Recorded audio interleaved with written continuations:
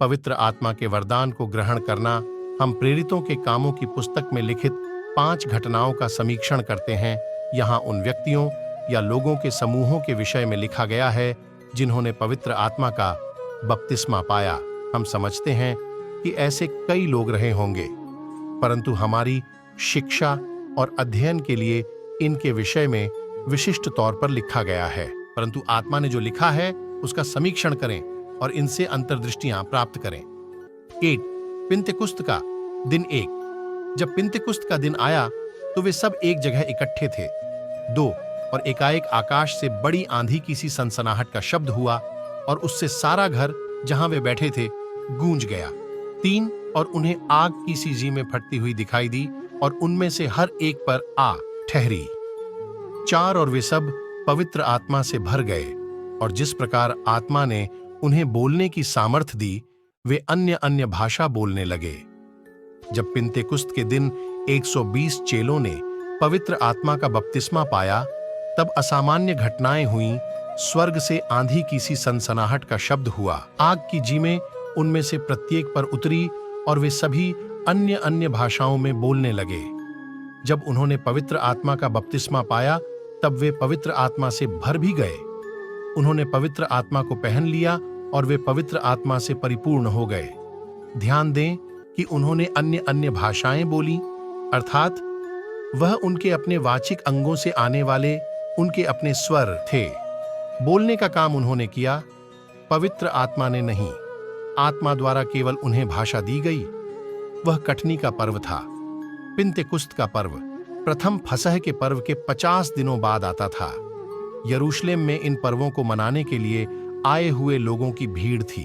ऊपरी कोठरी में जो कुछ हो रहा था, उसे सुनने वाले लोगों की भीड़ की विभिन्न प्रतिक्रियाएं थीं। कुछ लोग पूर्णतया उलझन में पड़े हुए थे, कुछ अचंभित और चकित थे, कुछ लोग अचंभित थे और उलझन में पड़ गए थे।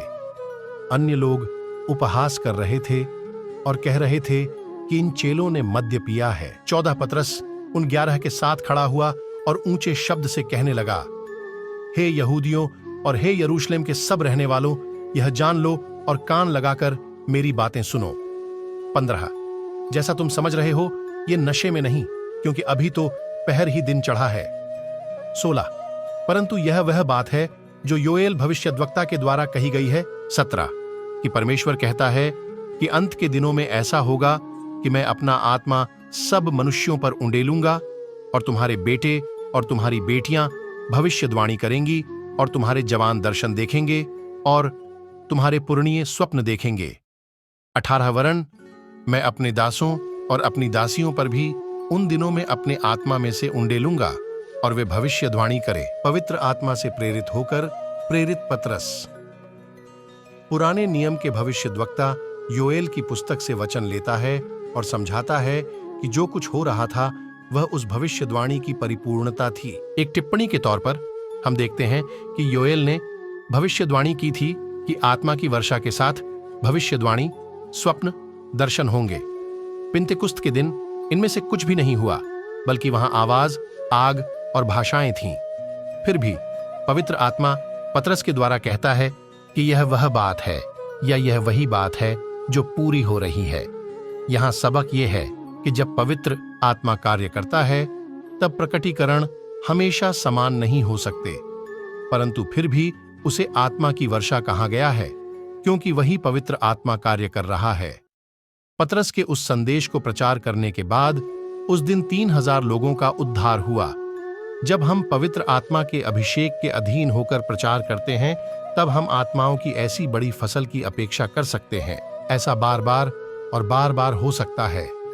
38 पतरस ने उनसे कहा, मन फिराओ और तुम में से हर एक अपने अपने पापों की क्षमा के लिए यीशु मसीह के नाम से बपतिस्मा ले, तो तुम पवित्र आत्मा का दान पाओगे। 29 क्योंकि यह प्रतिज्ञा तुम और तुम्हारी संतानों और उन सब दूर दूर के लोगों के लिए भी है जिनको प्रभु हमारा परमेश्वर अपने पास बुलाएगा।